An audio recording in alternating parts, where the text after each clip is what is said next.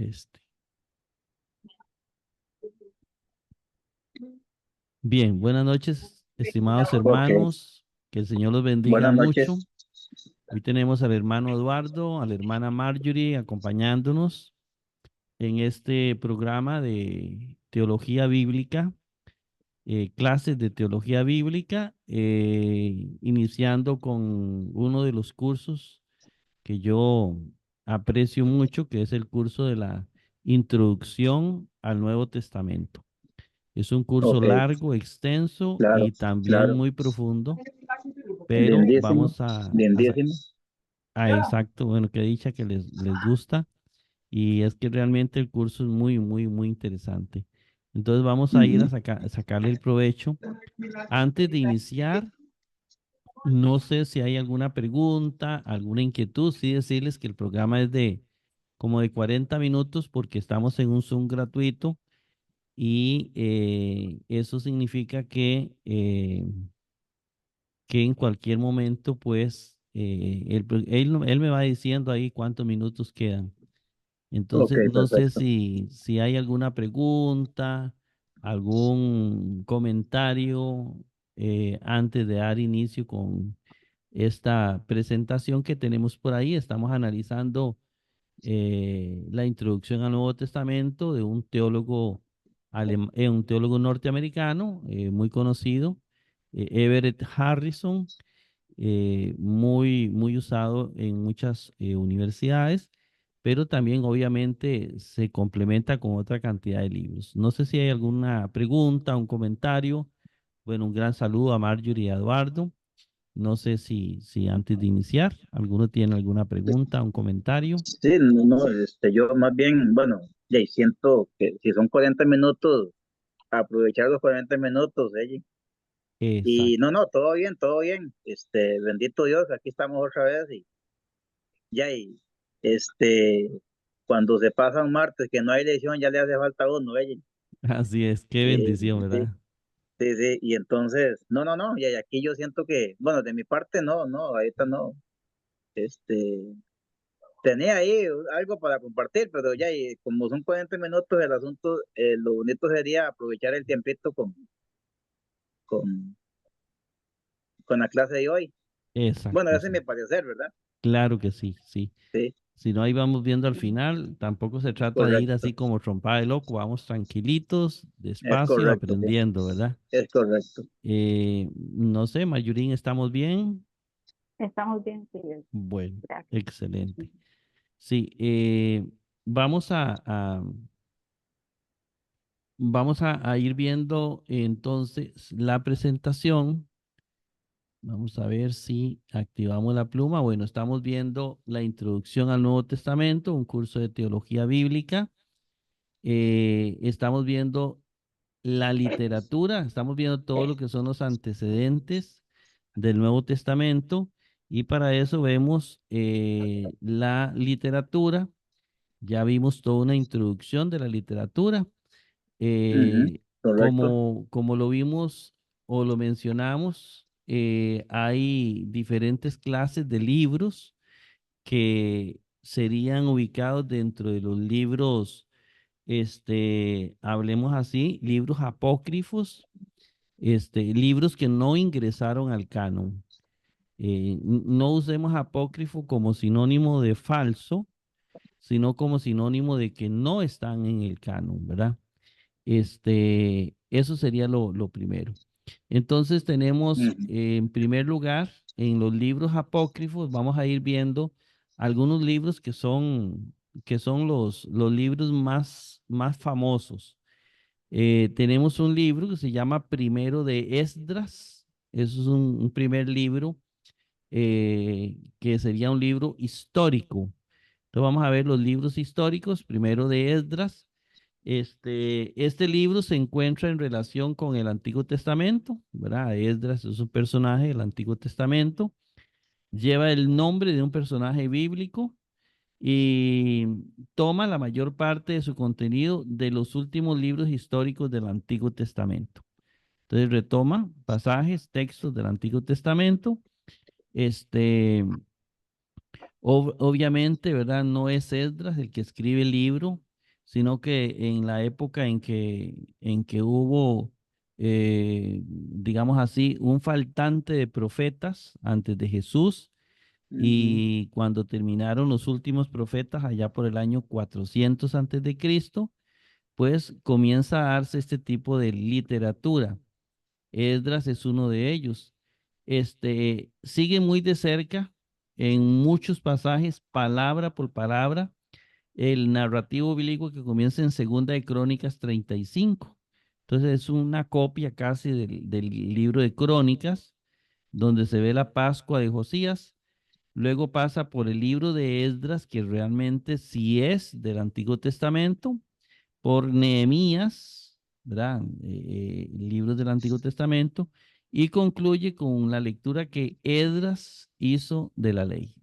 Entonces es un libro apócrifo.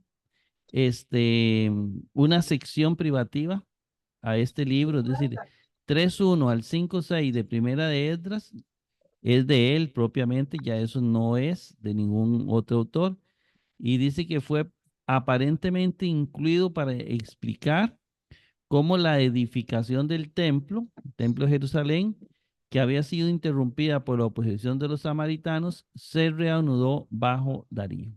Es decir, ese sería como el objetivo del libro, sencillamente explicar que el templo de Jerusalén dejó de construirse por culpa de los samaritanos, ¿verdad? ujú. 3 guardas del rey estaban haciendo guardia después de una fiesta, que es lo que narra.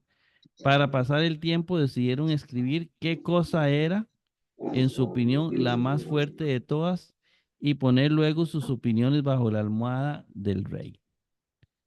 Luego dice, más tarde el rey reunió a su corte para que las tesis fuesen expuestas y defendidas.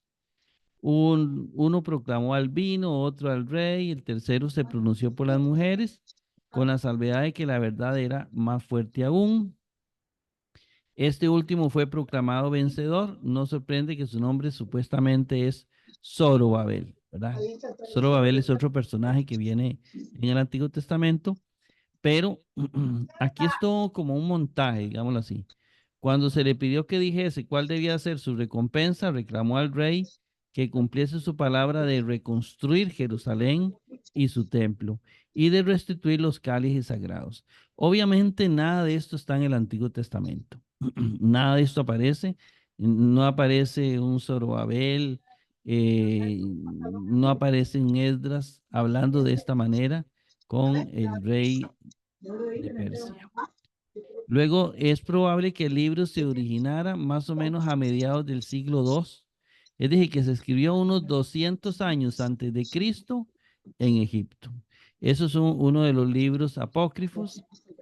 Hablemos ahora de otro libro, el primero de Macabeos, que es un libro que está en la Biblia católica, llamado Deuterocanónico. Y este libro, bueno, a mí me encanta mucho como libro histórico. Describe las dificultades de los judíos a manos de Antíoco Epífanes. Si queremos saber quién fue Antíoco Epífanes, lo sabremos por este libro y por un libro de Flavio Josefo. Describe esa guerra con Antíoco Epífanes, que Antíoco Epífanes es el primer anticristo, digámoslo así, que aparece el modelo de anticristo. No es que era anticristo porque Cristo no había venido, sino es la primera figura de anticristo que aparece, ¿verdad? Y tomado de él es donde va a venir toda digamos, la descripción de este personaje y los eventos que resultaron de su persecución de Israel. Más o menos este libro abarca un periodo de 40 años, va desde el ascenso al trono de Antíoco, cuando Antíoco comienza a ser gobernador en el año 175 hasta la muerte de Simón Macabeo en el año 135 antes de Cristo. Todo eso se describe ahí, ¿verdad? Y es una fuente primaria de la historia de la lucha macabea. Entonces, queremos saber qué pasó con Israel históricamente. Aquí lo leemos, el primer libro de Macabeos. Este libro fue escrito en Palestina en los primeros años del siglo I antes de Cristo y el libro evidencia haber sido redactado por un devoto patriota judío, ¿verdad? ¿Por qué no entra el canon? Porque está escrito en griego, por eso. Luego tenemos otro libro ahí, el segundo Macabeos, ¿verdad? También no entra al canon porque están escritos en griego. Y para los judíos, si estaba escrito en griego, pues no era inspirado por Dios. Y era una forma también de eliminar los libros del Nuevo Testamento del canon. De hecho, los libros del Nuevo Testamento no entra ninguno al canon porque están escritos en griego. Eso es una de las cosas. Aparte que no creían en Cristo. Este segundo libro, Macabeos, abarca un periodo más breve. Va desde el año 176 al 171 antes de Cristo. Y segunda Macabeo rememora los sufrimientos de los judíos en los días de Antíoco Epífanes y contiene un poquito de material que no está en primera Macabeos. La historia de Macabeos es narrada con menor pretensión de objetividad, ya que el interés del escritor reside más en lo religioso que en la historia. Sin embargo, es un libro bonito. El autor magnifica lo milagroso, siente celo por el nombre del Señor, especialmente en la forma en que éste era venerado en el templo. Luego seguimos el segundo libro Macabeos, debido al énfasis en la resurrección en conexión con el martirio, se ha conjeturado que su escritor pudo haber sido un fariseo. La obra fue redactada posiblemente un poco más tarde que Primera Macabeos. En vez de edificar sobre Primera Macabeos, el autor confiesa que su libro depende de una obra de 5 tomos de un tal Jasón de Cirene, cuyo narrativo que trata de compendiar. Entonces, más o menos ese es un, un análisis del libro. Dice que Tobías y Judith caen bajo este rubro de tipo de libro. Fueron escritos no tanto para dar placer, sino para transmitir la verdad que Dios cuida de su pueblo y lo bendice de acuerdo a la fidelidad de ellos. Y ahí termina un poquito la descripción así sobre qué es el segundo libro Macabeos. Vienen los libros, ya esos son los libros históricos. Hay más, ¿verdad? No significa que solo esos existen. Hay más, pero estos son tal vez los más importantes que uno debe conocer. ¿Y por qué no?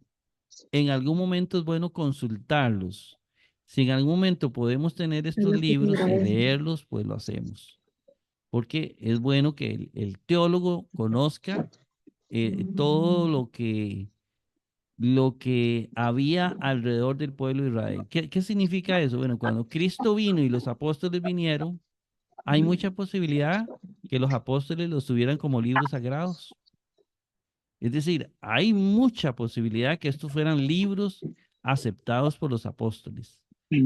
Entonces, ¿y por qué se dice eso? Porque hay citas de, al menos de Macabeos, hay citas.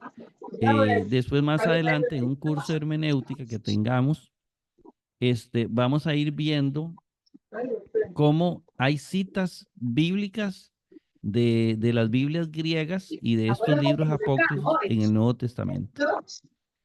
Bien, otro libro es Tobías. Tobías, eso es un libro de ficción. Ya entramos a la parte de ficción. ¿Quién era Tobit? Bueno, un hebreo piadoso, vivía en Nínive, es decir, era el tiempo del destierro, durante los días de Salmanasar, un gobernador famoso. Al quedar ceremonialmente impuro por enterrar el cuerpo de un israelita, eso hizo Tobit, ¿verdad? Enterró un israelita asesinado, durmió al aire libre solo para quedar enceguecido por excremento de gorrión. Quedó dormido y un pájaro, como decimos nosotros, el excremento cayó en sus ojos y quedó ciego. En ese mismo momento en que él quedó ciego, ¿verdad? En otro lugar lejano hay otra historia. Las dos historias se van uniendo, ¿verdad? La historia de una muchacha que se llama Sara y vivía en otra ciudad, ¿verdad? La ciudad es Ecbátana. ¿verdad? En Media, es decir, en la misma parte de Asia Menor. Esta muchacha, Sara, una joven llamada Sara, la acusaron, ¿verdad? Eh, por haber matado 7 maridos. Es decir, pero no es que ella los mató, sino que por ella sus maridos morían, venía un demonio, ¿verdad? Había muerto la misma noche, se casaba y en la noche se moría. Entonces, ella estaba sufriendo mucho. El agiógrafo, es decir, el que escribe el libro, es informado que el verdadero culpable es Asmodeo. Habla de Asmodeo, ¿verdad? ¿Quién es Asmodeo? Bueno, un espíritu maligno que está enamorado de Sara y está resentido por los matrimonios de esta. Por eso cada vez que ella se casa, los mata, Ma- Mataba a los hombres. mataba a los hombres, ¿sí? Ujú. Y ese tipo de historias era muy común en esa cultura, ¿verdad? Que el Ajá. demonio venía y el espíritu aparecía y se enamoraba de la persona, etcétera. Ahora, Sara en su lugar, ¿verdad? Tobit allá ciego, en 2 personas atravesando un infortunio. Los dos clamaban a Dios, estaban descorazonados y dispuestos a morir. Sara, porque no podía casarse, porque el Asmodeo le mataba a los esposos. Ujú. Tobit, porque era ciego. ¿Verdad? Hay una situación. Esa historia es muy linda. Dios escucha las oraciones de los dos y va a hacer que sus caminos se entrecrucen de un modo extraordinario. Es decir, va a hacer que se encuentren. Y recordando Tobit que él había dejado un dinero en una ciudad media, es decir, una ciudad de media, la región, envió a su hijo Tobías. Tobit envía a su hijo Tobías a buscarlo. Digamos, le dice, hijo, tienes que ir a traerme ese dinero que yo tengo en tal ciudad. Y lo acompaña a Azarías, que no es otro que el ángel Rafael, ¿verdad? Nada más que ellos no saben que es el ángel Rafael. Tobías, cuando va a ir a buscar el dinero, el papá dice, busquémosle a alguien que lo guíe, que lo oriente y no sé qué, porque no puede ir solo. Entonces encontró a un hombre que lo va a acompañar y es Azarías, es el ángel Rafael, ¿verdad? O el arcángel Rafael. Eh, Al borde del río Tigris, eso ya es allá en Mesopotamia, al estar lavándose, Tobías es atacado por un gran pez. Entonces está lavando en el río Tigris, famoso río Tigris y Éufrates, donde dice la Biblia que estaba el paraíso. Entonces Tobías es atacado por un gran pez, el cual es vencido y arrastrado, es decir, a la costa, a la orilla. Tobías es entonces instado por su compañero a preservar el corazón, es decir, Azarías, el ángel, pero Tobías no sabía que era el ángel. El ángel le dice, o a Azarías le dice, sáquele el corazón, el hígado y la hiel, siendo informado más tarde que las dos últimas, es decir, el hígado y la hiel, cuando se quemaban, generan un humo y ahuyentan los espíritus malos. Mientras que la hiel es eficaz cuando se ungen los ojos de los ciegos. Es decir, en otras palabras, ese pez que apareció ahí, que atacó a Tobías, cuando lo saque, ya cuando iban de viaje, ¿verdad? Traer la plata. Cuando lo ataca, le saca el corazón. Entonces, el corazón le va a servir para sanar los ojos de su papá Tobit. Y Ujú. los otros dos, el hígado y la hiel, le va a servir para echarle los demonios a Sara. Bueno, para ahuyentar el espíritu. Seguimos. Los viajeros se alojan en la casa de Raguel, padre de Sara. Cuando ellos llegaron, entonces se quedaron en la casa del papá de Sara. Durante el trayecto, Azarías, es decir, el ángel, le había estado alabando al joven Tobías las dotes de la joven. Ya el ángel le había hablado bien de Sara. En consecuencia, propone matrimonio. Entonces, él le propone matrimonio a Sara. Iba a ser el octavo marido en morir. Recordando lo oído respecto a las entrañas del pez, el novio prepara un incienso con ellas, que sirve para ahuyentar al espíritu maligno, Asmodeo.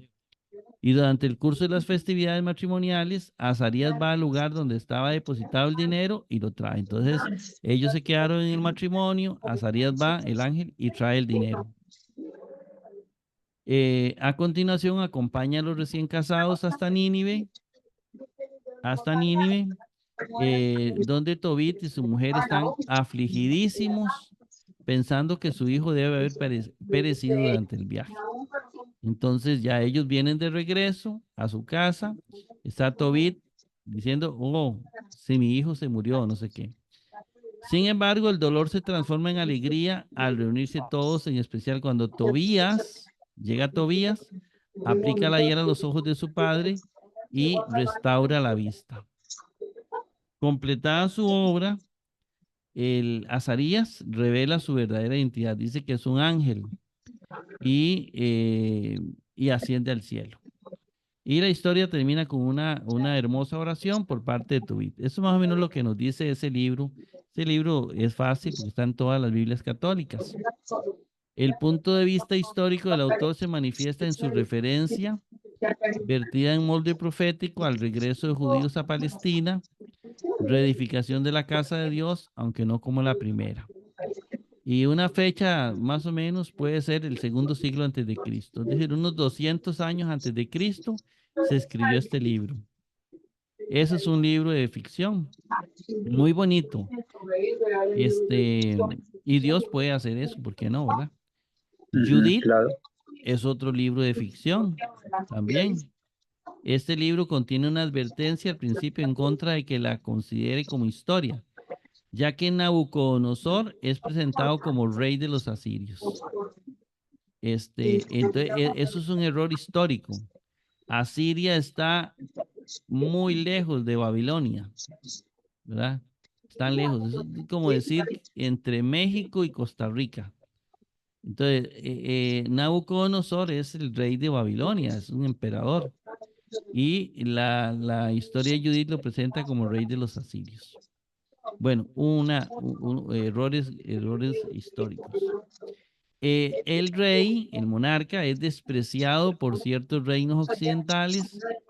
Como venganza, envía a su general Holofernes para hacerse cargo de ellos. Entonces envía a Holofernes para atacar al pueblo de Dios.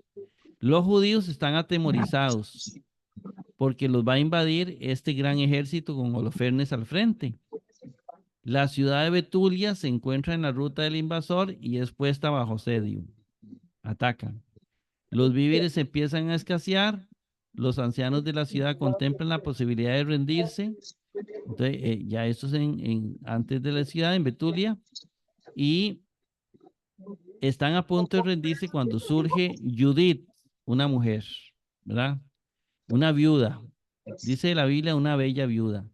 Les hace sentir vergüenza de pensar tal cosa y pasa a tomar el asunto en sus propias manos. Ella toma el liderazgo y ella se viste con sus mejores atavíos, mejores ropas, tomando alimento para sí misma y su criada. Judith se acerca a las líneas enemigas. Recordemos que la ciudad estaban cercadas y fuera de la ciudad estaba el ejército. Y el ejército quería destruir, pero ellos no dejaban entrar a la ciudad a nadie. Entonces Judith se viste bien hermosa porque tiene un plan para matar al rey, bueno, al general Holofernes. Y entonces dice que se acerca a las líneas enemigas, pide ser conducida ante Holofernes, quien queda cautivado por su belleza. Ella le lleva a pensar que el Dios de Israel pronto intervendrá, pero sin decirle de qué modo o a favor de qué bando.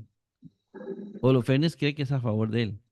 Todas las noches, ella y su criada salen a través de las líneas de guardia para que ella pueda tener un tiempo para sus devociones. Una noche, después de una fiesta con Holofernes, están afuera de Betulia, digámoslo así, deja a este desvanecido a causa de la borrachera. Judith lo decapita, es decir, le corta la cabeza. Pone la cabeza en su alforja, la mete en su alforja. Sale para su habitual viaje nocturno, dizque para hacer oración, pero esta vez es para irse a Betulia, al pueblo, y declarar lo que Dios ha hecho a través de ella. Recordemos que cuando se mataba antes, cuando se mataba al líder, ya es como si se hubiera vencido el enemigo. Y ella le cortó la cabeza a ese señor. Animados para la batalla, los hombres de Israel logran derrotar totalmente a las huestes enemigas que caen en la confusión al faltarles el jefe, el comandante. A lo largo y ancho de toda la nación hay entonces alegría, acción de gracias y alabanza para Judith. Este producto del judaísmo ortodoxo probablemente debe ser fechado en la mitad del siglo II. Es decir, esta historia fue hecha muchos años después de eso, ¿verdad? E incluso más tardío. Ese libro, ¿verdad? El Judith. El típico enfoque hebreo respecto a la sabiduría no era especulativo, eh, difiriendo del griego. La sabiduría debe expresarse a través de la conducta más que en los caprichos del pensamiento, enseñanzas del libro, ¿verdad? La sabiduría hebreo confesaba depender de Dios y no del descubrimiento humano. Y, y es cierto que uno puede encontrar pasajes aún en las escrituras canónicas en las que la sabiduría pareciera basarse en la observación de la naturaleza, pero sin duda la intención era hacer que aún esto estuviese subordinado a la iluminación divina, más o menos los objetivos, ¿verdad? Aquí aparece un rótulo que dice que la lección, ves que se va muy rápido, ¿verdad? La reunión termina en 10 minutos, dice. Y apenas estamos calentando. Sí. Ahora en libros sapiensales, está el Eclesiástico o la Sabiduría de Jesús, es otro libro, está en la Iglesia Católica. Vamos a ver si lo vamos viendo bien. El primer título se debe al uso del libro para propósitos didácticos por parte de la Iglesia Cristiana Primitiva. El segundo título, Sabiduría de Jesús, se utiliza más habitualmente hoy en día. Se lo llama simplemente Siró. A partir de una información cronológica, es posible fechar esta obra por el año 180 antes de Cristo. Se indica a un judío palestino como autor, persona que ha logrado considerable experiencia por medio de sus viajes. A la sabiduría se le asigna un origen divino, ya en el primer versículo, y en el marco del primer capítulo, la misma es alabada en una hermosa trilogía. Temer al Señor es el principio de la sabiduría. Temer al Señor es la plenitud de la sabiduría. Temor del Señor es la corona de la sabiduría. La sabiduría reside un modo especial en la ley de Moisés. En varias ocasiones la misa es personificada, oiga. El eclesiástico tiene una marcada similitud con el libro de Proverbios, Es decir, intenta ser parecido a Proverbios, pero no es igual a Proverbios. Prácticamente todas las relaciones de la vida son examinadas. Lo más prudente es aconsejado para una multiplicidad de situaciones de amistad, vida de hogar, negocios, diligencia, frugalidad, etc. Muestras de la habilidad literaria del autor en el arte de la expresión sentenciosa son las siguientes. Este versículo. Lo que una cuesta arenosa para los pies del anciano es la deslenguada para un marido comedido. Eso es una dice. Como quien compone un cacharro roto es quien enseña a un necio. 22:7. En este libro de la sabiduría cubren los convencionalismos sociales como los asuntos éticos, morales. De allí que el lector tiene, entre otras cosas, un manual de modales. Es muy parecido a Proverbios. Un cierto aire de condescendencia para con el hombre común desmerece el escrito acercándose en este aspecto a la actitud fariseica hacia el Amaretz, ¿verdad? Bueno, un poco las ideas de los fariseos o eh, estos grupos que eran como muy violentos en aquel entonces. Bien, eso es la sabiduría. Luego tenemos el eclesiástico, bueno, la sabiduría de Salomón, todavía no viene el eclesiástico, que es otro muy bonito. La sabiduría de Salomón, de un género muy diferente. Este libro se dice que es la joya de los apócrifos. Es decir, el libro más hermoso de los apócrifos. Obviamente no es de Salomón, ¿verdad? Como ya lo sabemos. El nombre se debe al hecho que el autor toma la posición de Salomón, pero no es de Salomón. Esto, empero, no puede tomarse en serio, vistas las afinidades con el modo de pensar griego. Es decir, el que lo hizo pensaba griego. Tenemos un producto del judaísmo alejandrino, es decir, los judíos que vivían en Alejandría, al que se ha atribuido diversas fechas, van desde el año 100 hasta el 40 después de Cristo. Es decir, pudo haber sido escrito en tiempos de Cristo. El contenido se divide en dos partes principales. Va del capítulo 1-9, la sabiduría es altamente elogiada. En los capítulos 10-19 hay un repaso histórico de ciertas figuras principales de la historia temprana de Israel y sigue una narración de la suerte de la nación en Egipto, en el desierto, cuya intención es demostrar la necesidad de la idolatría y la bienaventurancia de aquellos que se llegan al Señor. Hay una tendencia creciente a atribuir esas dos partes a diferentes autores. El caso a favor de la diversidad de autores no es inapelable. Y el propósito del libro puede ser doble. Uno, renovar la fe de los judíos en su Dios y en su estilo de vida. Y dos, ganar paganos a su fe. Por ahí viene.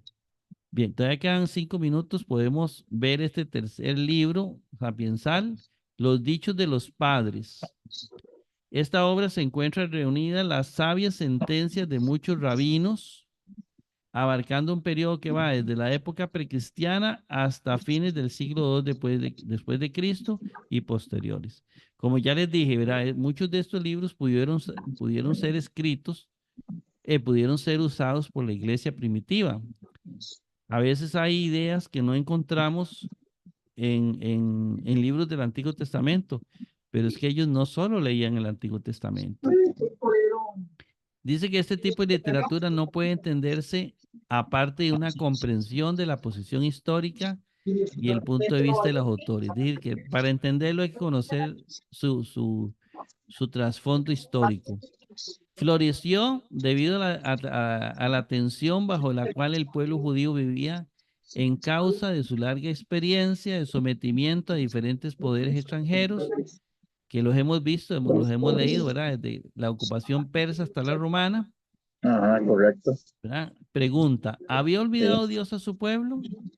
Según los apocalípticos, no era así, sino que Dios se vindicaría a sí mismo y a su nación del pacto a través de una liberación futura en la que toda oposición humana o angélica sería arrasada.